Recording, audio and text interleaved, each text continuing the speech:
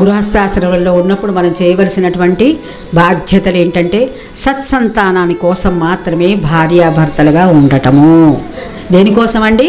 సత్సంతానాని కోసం మాత్రమే, వంశాభివృద్ధి కోసం మాత్రమే భార్యాభర్తలు. ఆ తర్వాత ఇది నేను చెప్పినది కాదండి, రామకృష్ణ పరమహంస చెప్తాడు. ఆ తర్వాత భార్యాభర్తలు ఇద్దరు కూడా స్నేహితులుగా మెలగాలి. భార్యాభర్తలుగా మెలగటానికి వీలు లేదు. సంతానాన్ని కలిగిన తర్వాత కొంత వారికి వయసు వచ్చిన తర్వాత ఇంకా స్నేహితులుగా మెలిగి నెమ్మదిగా అన్ని మిగతా ఆశ్రమాలలో ఉన్న, అంటే నేను బ్రహ్మచర్యం, ఇప్పుడు గృహస్థాశ్రమంలో ఉన్నాం కదా, ఈ గృహస్థాశ్రమంలో ఉన్నవాళ్ళు బ్రహ్మచర్యం చేసిన వారికి, వానప్రస్థంలో ఉన్న వాళ్ళకి, సన్యాసులకి వీరు ఎప్పుడూ ఆశ్రయం కల్పిస్తూ ఉండాలి.